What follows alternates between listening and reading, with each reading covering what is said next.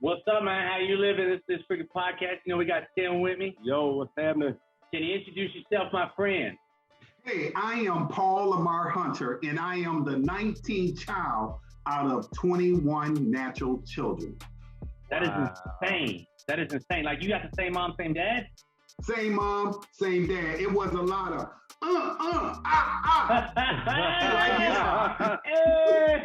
Hey, that's off the chain though, dude. That's gotta be nuts though, don't you think?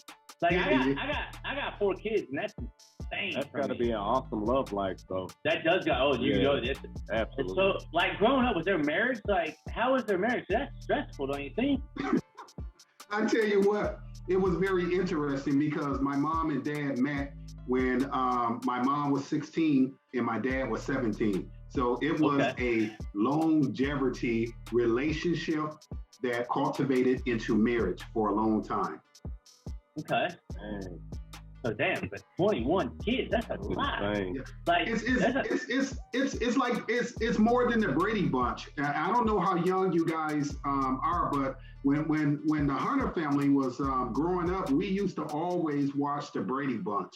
And they were a blended family of 3 men and 3 girls. So our family was very blended, but it wasn't like that, you know, because my mom had 21 children by my dad, and it's 11 girls, 10 boys, 63 grandchildren, and 87 great-grandchildren. So it is history.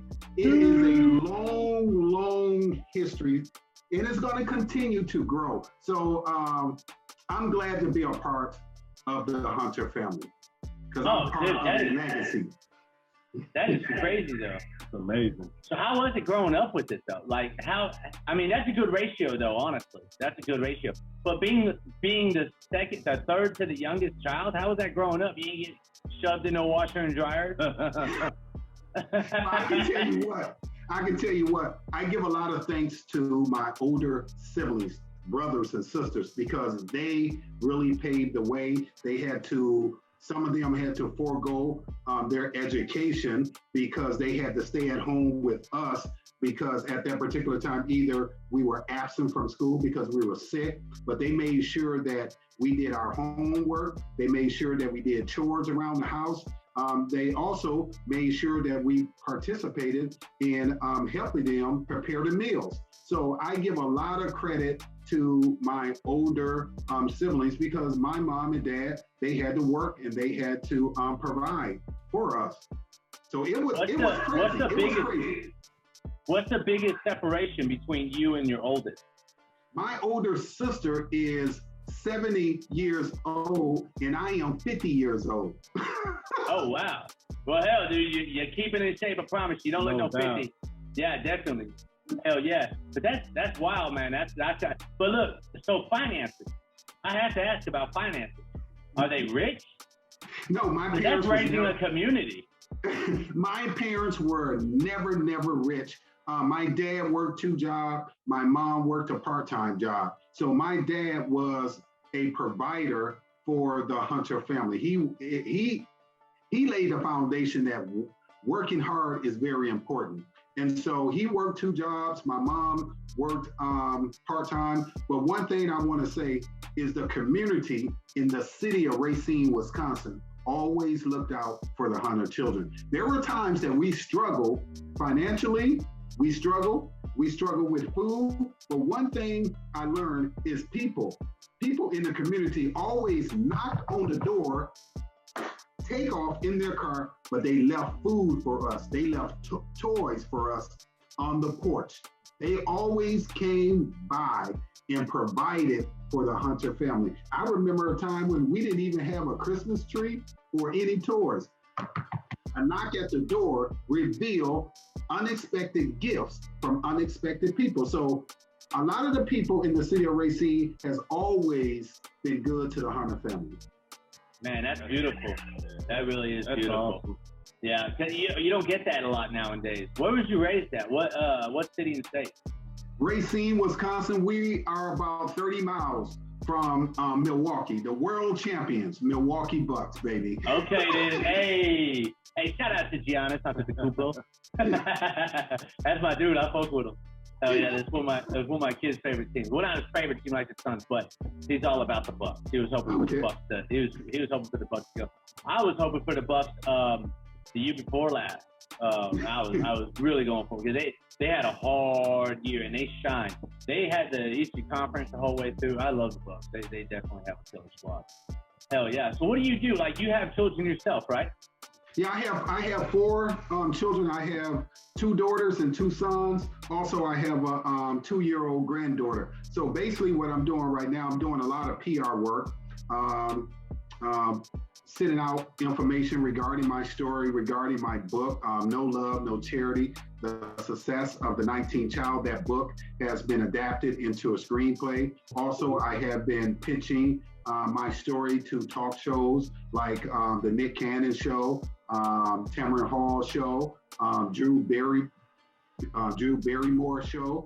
I've been pitching my story out to them because I think that my story needs to be told on those platforms. So I've been pitching it to newspaper and magazine publications. But the most important thing that I want to say that I'm just excited because my book has been adapted into a screenplay. Right now, Tailflix, which is a production company, they end up writing the pitch page. So right now, different production companies, movie studios, they have a copy of that page pitch. So anything can happen at any time.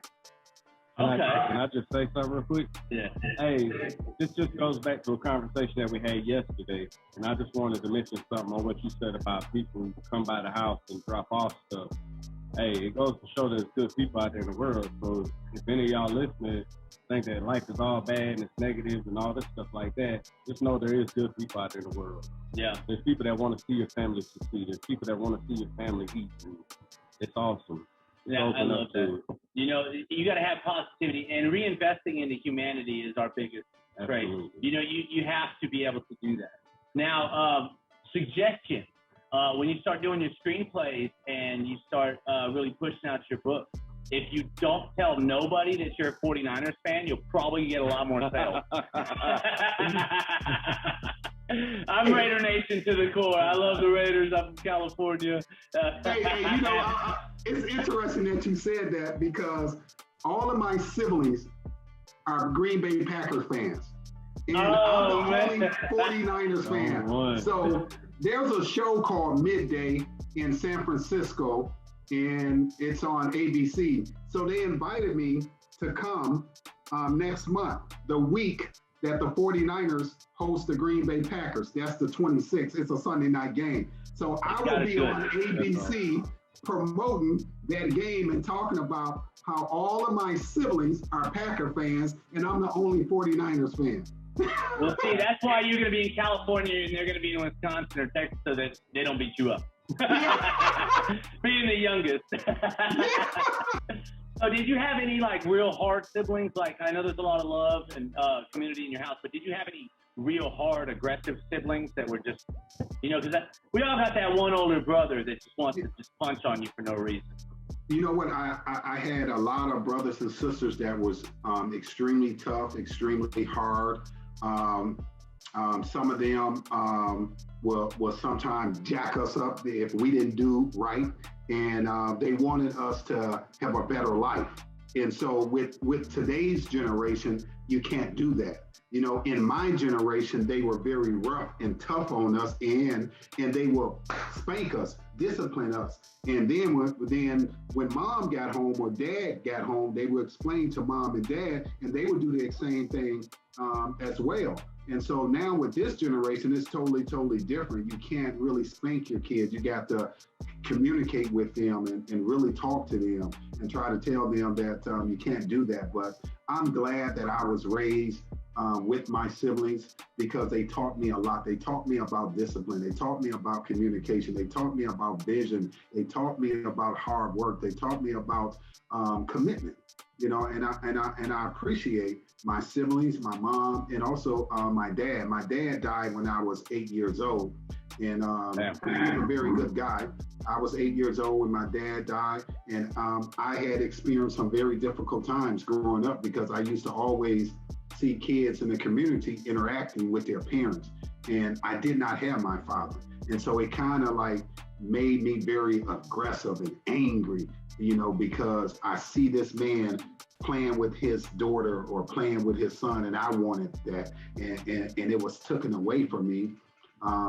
But I managed to receive help from my older brothers and from the pastors and from teachers and good role male models that was very instrumental in cultivating a man like me that you see today. That's legit. I like that. That's tough. I do push-ups in my house. I'm still one of those. I got my ass whooped when I was a kid. I got my ass whooped from my older brother when I was tripping. He's only a year older than me, and but he's a lot bigger. But our house was very stern on discipline, and in my house, I'm very stern on discipline. But I think whooping some ass, it used to work. A lot of it used to work, but you know what I like to do nowadays? Push-ups. My kids hate push-ups. And I knock them out, start knocking them out. And if it's something real bad, a lot of the times they're like, well, how many, Dad? I'm just like, just give me 20, give me 15, sometimes 50. You might get a 2 for 1. You do. You get them physical fit and you get the punishment out of it. Exactly. But sometimes what I'll do is if it's something really bad, I'm just like, look, start knocking them out. So I have them doing push-ups the whole time. I'm preaching to them and telling them why they're wrong and telling them why, and while they're doing push-ups the whole way through. It's pretty funny. It's pretty legit. Yeah. But no, so I know that my first thought, okay, when I hear 21 kids, I think, how did your mother and father have time? How did they have time to? But then, you started explaining how it's a community. You got your older sisters. That's why I asked about the age gap. Because, when you were born, one of your sisters was 20 years old already, and so having them is huge, I have a daughter's about to be 16, and I have a newborn, and she helps like no tomorrow, and I'm so grateful for it, But did you get a lot of one-on-one time with your parents? No, I did not. My parents was too busy trying to provide for us at that particular time. The one-on-one time was with my siblings. Only time when we did receive one-on-one time, it was on the weekends when they were not working. And here's something that's very interesting, that my older sister, she's 70, I'm 50. So I have nieces and nephews that are older than me. Dang, that's crazy. How does that work? I mean, I know how it works, but I mean, like, I know how it works, but I'm saying, like, how does that work when you're associating with each person in your family? Do you go to this person? Do you go to this person? Do you always have your one individual, or were you like your nieces and nephews? Are they as tight knit as you and your sister and brother are? Oh, my older nieces and nephews that's older than me by like 2 or maybe 4 years, they always have respect for us, and they still call us uncles and aunts. You understand? Yeah. Even though I'm older than him, that's my uncle, But they don't look at it as because I'm older than you, I get to tell you what to do. You understand? They give us that respect, because that's my uncle, that's my auntie. So I have to respect them. And we have a great relationship with my older nieces and nephews that's older than us. And also we have a great relationship with the young ones as well. They respect us and we respect them. Yeah. Now they always say it takes a community to raise a child. But was there one specific sibling that you had that was like your go-to? Because I know you said that you lost your father when you were 8. And when you were going through something, I mean, from puberty to shaving to girls to just regular life that kids want to ask their father, and was there that one specific sibling that you had that was just your go-to? Yeah. I used to always go to my brother Gregory because he is 2 years older than me, and I would That's my talk brother's to name. Yep, I would talk to Gregory about everything, and he will keep it confidential. Yeah, we talked about yeah. girls. We talked about girls. We talked about puberty. We talked about education. We talked about our careers and what we wanted to become. You know what I'm saying? We talked about how many kids we want to have, what type of woman we want, to have. So it was very interesting. Gregory was the person that I really confide in because he will always keep it confidential. Okay. Yeah, I like that. You always have to have that one person, that one, you know what I'm saying? Just mainly, my brother's name is Gregory too. Look, I got it. She's right there. Yeah. but yeah, that my brother is Gregory too, and he was for the long time the guy that I would go to when I wanted to talk to somebody about it, because you can't tell your parents everything, and you can't tell your sisters everything. A woman's not gonna understand when I'm like, hey, you know what I'm saying? I woke up this morning and so yeah, and not having a father, somebody that can really mold you, when you're 16, 17 years old, you got to have that. So you're still in contact with your entire family, or? Yeah, I always stay in contact with my siblings. Majority of them have the iPhone just like I do, and we will FaceTime each other, or we will talk on the cell phone. They will call me, I will call them, or they'll shoot me an email to see what I'm doing. Hey, I'm gonna call you at this time if you're not busy. Is it okay? And then I'll just say, yeah, call me at this time. I will be available to talk. And we'll just chit chat. They are older now. They have grandchildren. They have great grandchildren.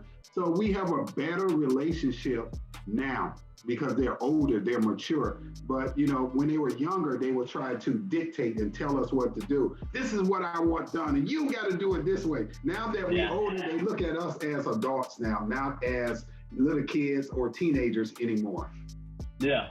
Heck yeah. Kids are ruthless, man. Hey, kids are savage. I promise you. Hey, I look at mine, I'm like, was I that way?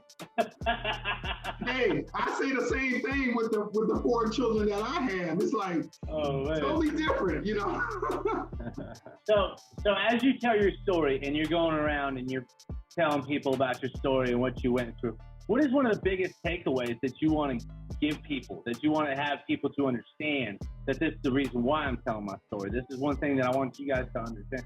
The one thing that I feel from this. I think that the biggest thing that I want to tell people that I came from a family of 21. My mother birthed 21 children. No one gave me an opportunity to graduate high school, to graduate college.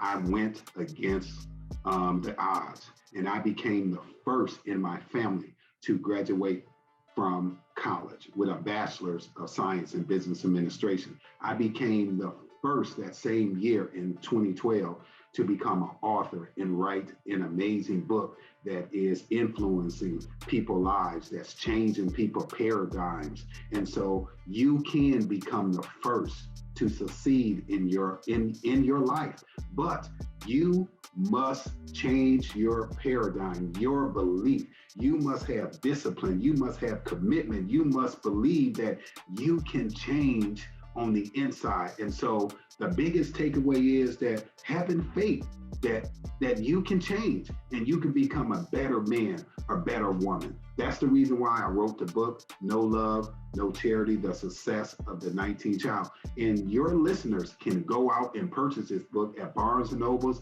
Amazon.com. Like I said, you're going to see this book converted into a movie. And one day you're going to be telling your kids, do you know I interviewed that guy on my show? Yeah, I'll definitely, I'm going to put the link in the bio. Believe me, I'm going to check out the book. I definitely want to. I kind of want to see the insight. I do see that. So when in life, were you always that way? Did you always have the faith? Did you always have that motivation? Or were you at one point in time, like the rest of us, snotty-nosed kid with no hope, no faith? Well, I was a snotty kid, didn't have no hope or no faith whatsoever. And well, what changed that? I think it changed after my father's death and after I started, to have these anger problems. and people was wondering what was wrong with me, but I end up talking to a minister and telling him that it really did affect me that my father was gone. It took me some years to overcome and getting the help that I need to be the man today. And so that's the reason why I thank people that was instrumental in my life, like school teachers, like pastors, like coaches, like mentors, men and women.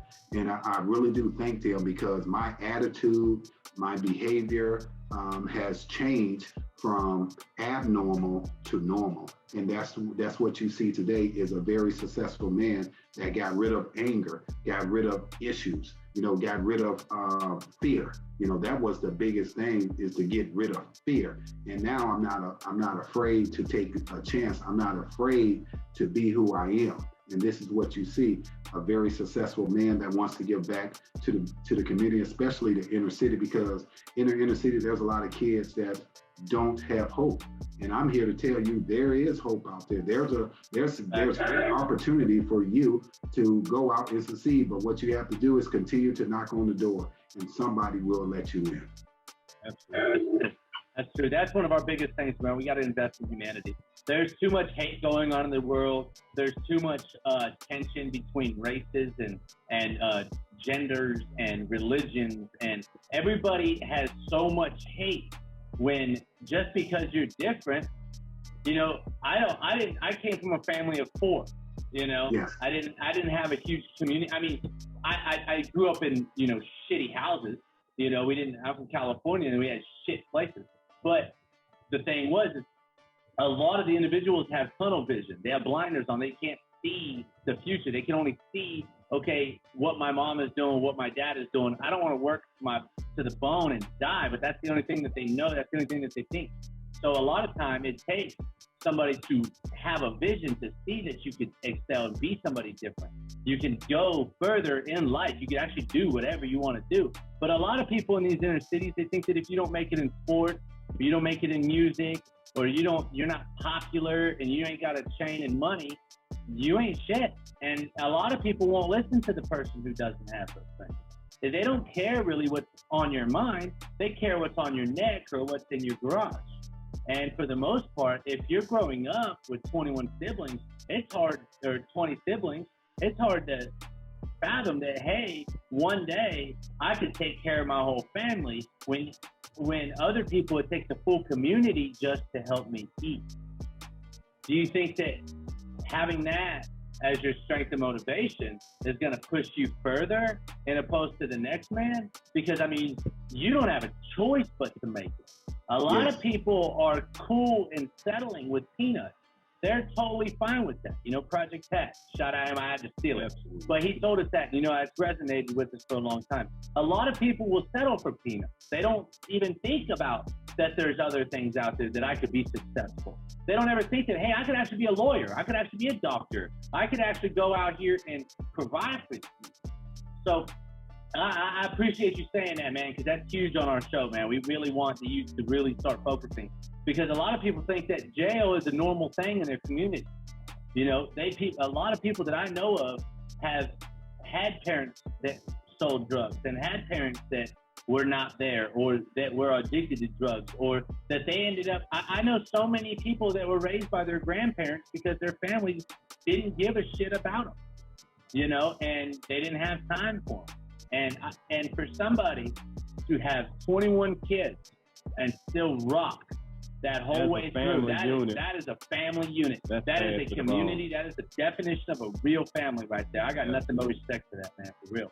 Because we need to start getting that back into the swing. We need to get that normalize that, normalize being a father and a brother and a cousin and an uncle. Normalize hugs, normalize showing people positivity, and that people can actually get out here and do things and still, you look like a very intelligent man, and you're a Niners fan. So it's like, you can do anything. And he wrote his own book. Yeah, he wrote his own book. I'm sorry, we keep cracking on you about it. hey, thank you for the plug. Hey, you know what? I really appreciate what you just said, because it resonates with me, and hopefully it will resonate with some of the people that may listen to this interview, because I'm in the business of changing people's lives. I want to build people up. I do not want to tear them down. That's right. That's fact. And that's a blessing. That is a blessing. I always tell everybody we were put here to love each other, help each other, and to be together as a people, like entire people, right? Like we are all one family. Greed gets in the way, hate gets in the way, a lot of things get in the way of that. But it's our jobs as intelligent men to be able to build bridges over that, around that, or build walls to separate that from the people that want the help, that need the help, and that want to accept the love and all of that. So as a wide range, I got a quick question. As a wide range, from the first child to the 21st, are there success and then are there failures? I don't want to say failures, I want to say losses, because I don't think anybody fails unless they just quit trying. But are there successes and failures across the board, and that you can see and be like, well, I want to follow him and not follow him, but we got to pick him up to help him coincide? Am I making sense? There has been a lot of success. There's more success in the Hunter family than losses. But the losses turn into success because later on in life, they realize that bad habit was stopping them from becoming successful in life. And is that because of you guys checking on each other? We checking on each other, and that some of them decided to, listen to external people from the outside instead of internal people, because the people that's internal, those are the one that loves you and care about you, and they want to see the best out of you. But external, the people that's outside your world want you to be like them, do drugs, go to jail, go to prison, you understand, steal, you follow me? And so once they realize that hey, you know what, I can't have this lifestyle. Because my people, my mother, my brothers, my dad, my siblings love me more than the world loves me. Yep. So that's a hard thing to find out, man. That's a hard thing to figure out. Understanding, it says in the Bible not to be worldly. You're supposed to be of spirit and of family and not be of the world. And I think that when we try to invest in the world, it seems like we get hurt more than we get positive. But as our role has been going, we've been keeping positivity. And a lot of people, come this way or that way with a lot of negativity, and we just laugh. I don't even pay attention to it anymore, or we'll just check them at the door, and just, hey, you got to ride out. Because positivity is where it's going to make it happen, period. You're absolutely correct. You are absolutely correct right there. So that's the reason why I want to continue to disperse positive statements. Building men and women up, because that's what they need. Like I stated earlier, I come from the inner city. I know how the inner city works. We want to praise drug dealers, but we don't want to praise educators. We don't. That's the way it is in the inner city, and I saw it firsthand. I remember a time where this drug dealer, gets out of prison for 7 years. They had a big party for him, and you talking about over 3,000 to maybe 5,000 people showed up for this party, because he just gets out of prison. But what about the people in the community that grew up dirt poor? Mama was on drugs, daddy was on drugs, and he'd been going to different community centers, and he stayed focused and went to college and graduated. Let's have a party for him. Oh no, because he's a nerd. He doesn't fit into our community. You understand? We don't celebrate successful men and women that made it from the inner city. We don't celebrate them, but we want to celebrate, criminals when they get released from prison. So we have to change that mindset and say, you know what? If somebody graduate from high school or somebody graduate from college in the inner city, we're going to celebrate them. And that's what we need.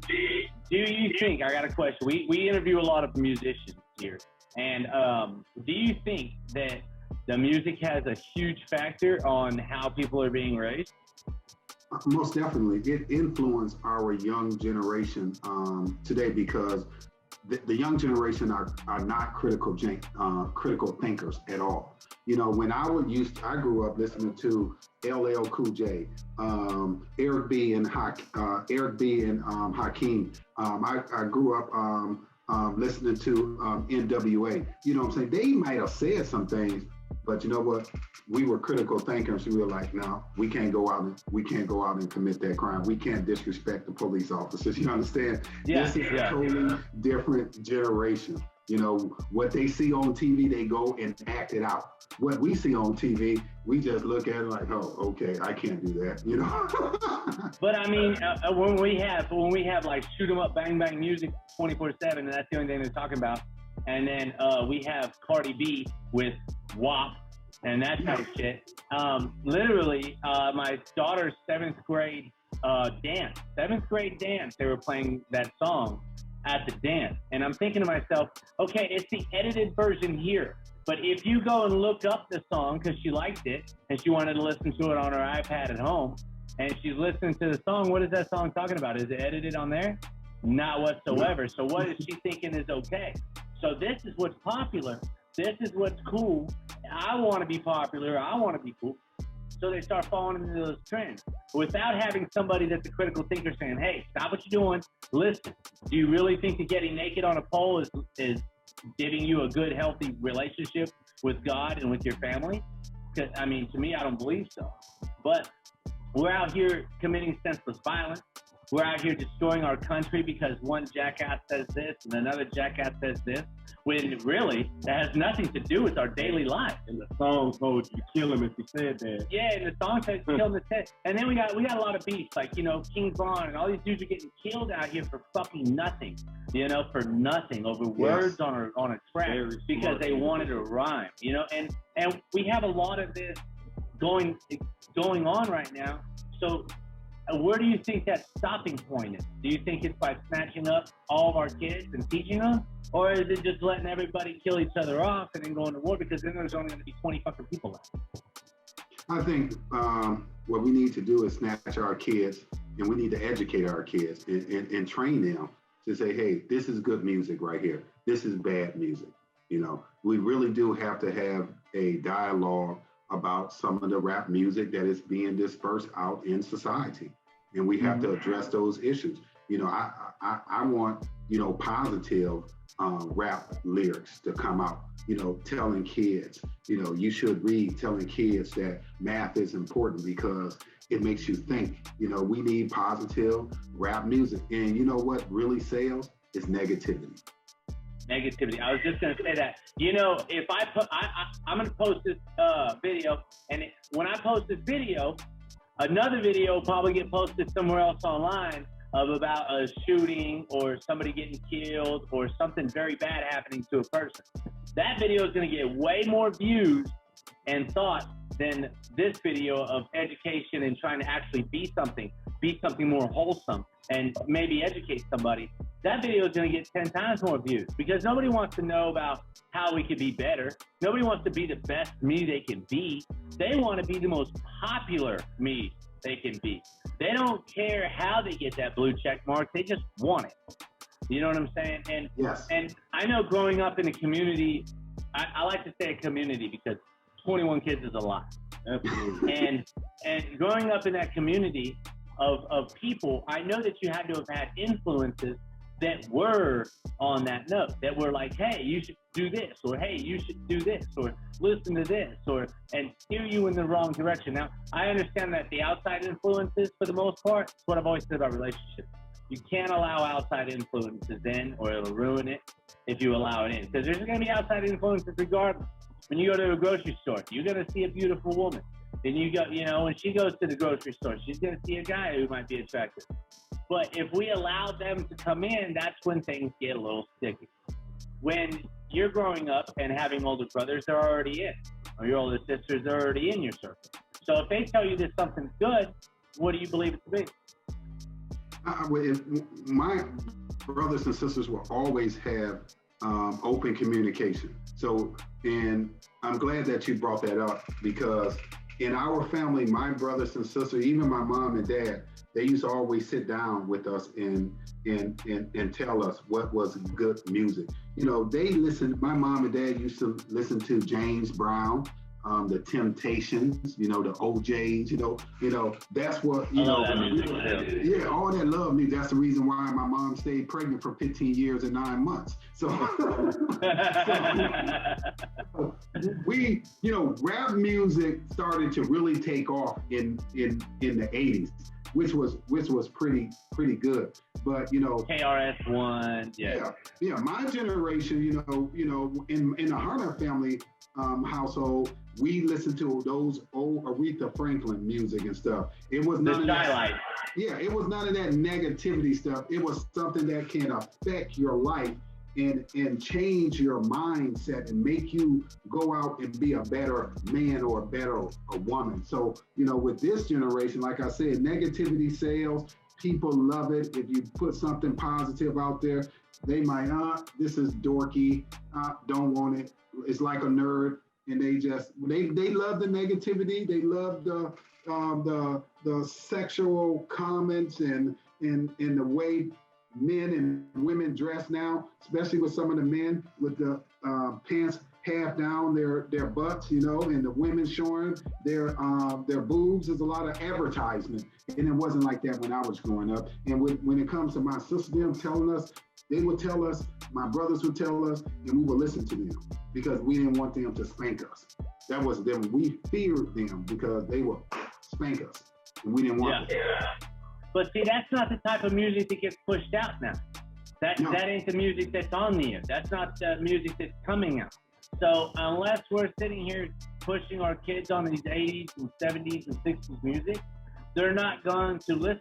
You know, I was letting my kids listen to Johnny Cash, letting them listen to Boyz II Men, and you know, they like it, but they know that if they're sitting there listening to it at school, they're going to get scrutinized. You know, they're going to get hated on. Why aren't you listening to the Baby? And because that ain't hip, that ain't what's going in style. You know, if you ain't got the coolest kicks on, you're getting crapped on. You know, the thing I loved about where I grew up is everybody was fucking broke. So nobody had money. Nobody had the cool kicks. Nobody had the starter jacket. Nobody had that shit. You know, we was all broke. And if one person did get one for Christmas because he got straight A's, we all got to share that thing. You know I'm wearing it on Friday. Yeah. No, that's amazing though, man. I think we need to invest in humanity. We need to continuously show love. We need to continuously show support. Support's free. Support is free. When I have friends that are doing businesses and everything, I'm sharing their stuff. I'm posting their stuff because I want to see them succeed because their success is my success. If I see somebody that I say that I love and that I care about, and I see them depressed because of maybe a bill or somebody was picking on them or something like that, I feel depressed. I feel bad because they need to be living the best life because I expect them and want them to have the best life. But, you know, that ain't the way the society is nowadays, you know, and I think that we need to get back to them roots. People enjoy seeing other people doing worse than them. Yeah.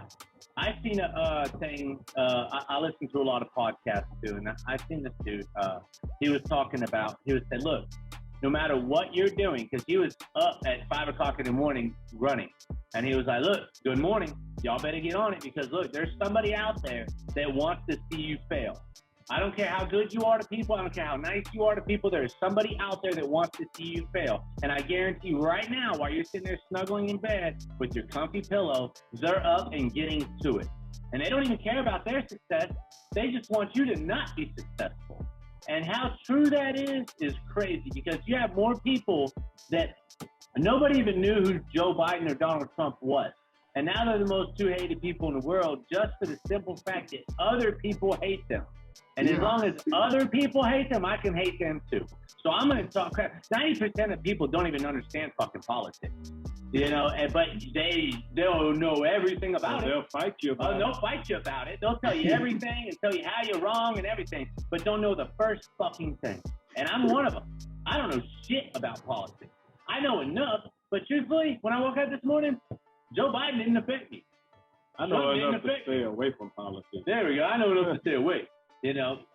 But without people in power that are really making a change, I think that they should all step down. Yes. Every single fucking one. Because if you're not out here really affecting the community and really building up the community, I mean, we're tearing down monuments, we're burning businesses, we're taking businesses out, we're not even caring about history. And, you know, I don't care who's right or wrong on either side. It's fucking crap that we didn't all come together.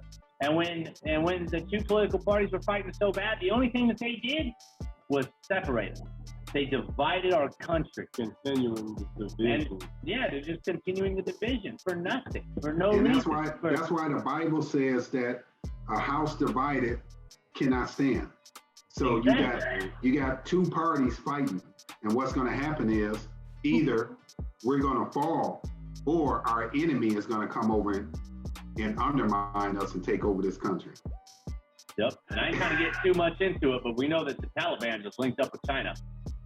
The people that we owe all of our money to, the people that are, I ain't gonna get into that. You know, local parks. Yeah, but the whole thing is, you know, it's trash on how we treat people. If we could just sit back, and I don't have to agree with you. I don't even have to understand your perception, but I could respect you. And I can respect that you're a man. As a human and everything else, Yeah. You know, and I think that as long as we continue showing respect and love, we can actually get somewhere. We can make positive changes. You know, it takes every football team to make the NFL. Yeah. You know, you're going to have your haters and your rivals, but it should be out of fun. We shouldn't go shoot each other.